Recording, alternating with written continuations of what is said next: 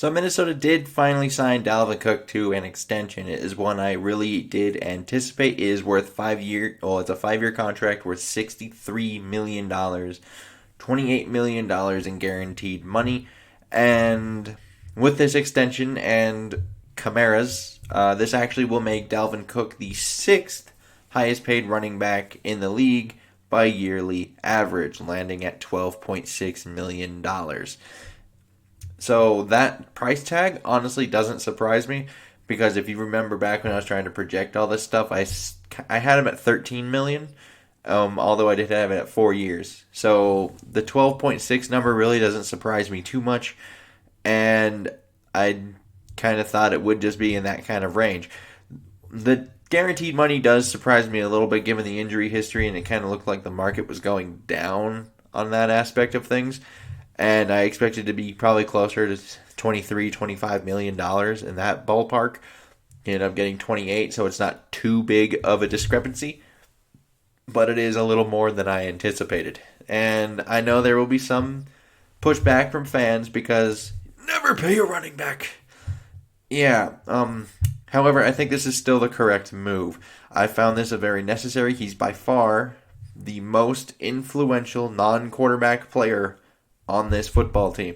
So it really isn't even close to me. I have a different video that I'll link at the end of this if you're interested in that. And Minnesota, for better or worse, has been, kind of ride or die with him. They live or die by that. He is sort of the lifeblood of this offense. And once again, for better or worse, that is the case. And something to remember,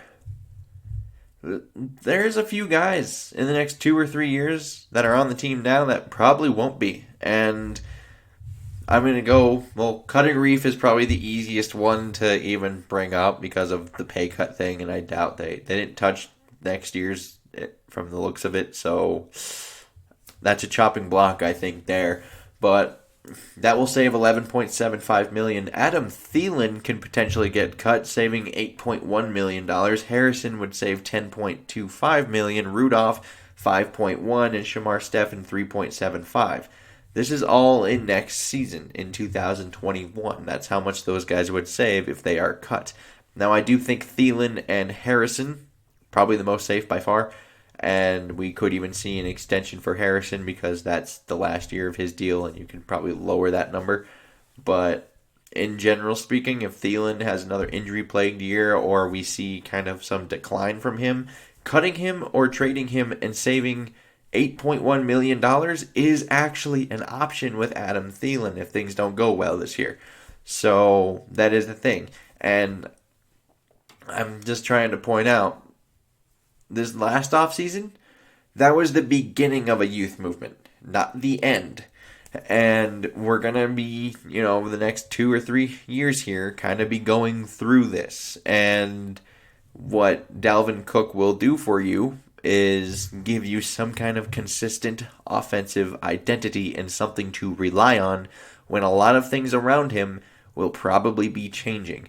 And that's something that I think got overlooked a lot when it comes to this. Like, there is a good chance in 2 or 3 years, it's kind of like the Jefferson, Dalvin Cook, and Irv Smith show out there. There is a pretty decent chance of that. And I don't think anyone was, really considering that when they come to, there's like, oh, he's a running back, don't pay him. It's like, no, but this situation kind of deems we should. And just for the record, all those players I mentioned, the average age of them for next season, so it isn't this right now, but it will be next year, is 31.2, just kind of hammering home that they will be getting younger. They will still be getting younger. And I would just kind of prepare for some not fan-friendly type of work to be done. And that's kind of why I think you should just get all up and, with your pitchforks being like, why did they pay a running back? Everyone says, do not pay a running back. However, those names were probably going to be in limbo even without a Dalvin Cook signing, without the extension, you're still considering it just because they're older players, and now we're looking at, well, they're kind of on the decline. Their best years may be behind them, and then you have to kind of calculate, are we getting rid of them? Do we want to get rid of them like a year too late or a year too early? And that's kind of where we're going to be with a lot of these guys. So they're already in limbo before this. Dalvin Cook had nothing to do with that. Eric Kendricks did actually take a little bit of a restructure thing into signing bonus for this to happen, because I saw a thing that said they had $800,000 for this year. And that in general isn't what teams look for, because if there's an injury and things like that, you may want to go sign a player for replacements. Usually teams like to work with $3 to $4 million and extra, like ideally, like they have at least that much just in case injuries happen. And we had 800,000. So once again, that's kind of him and doing a necessity kind of thing, just because 800,000 ain't gonna do it.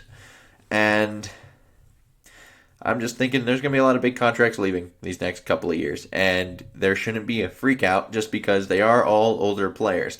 Like, we have seen Spielman and Zimmer draft talent and develop the talent. And it does, obviously, it's not going all at once. I think they're doing this in phases. But it is what it is. I would like to know your guys' comments down below. What you think of the contract. Things like that. Like and subscribing. Super helpful. And until next time, I bid y'all adieu.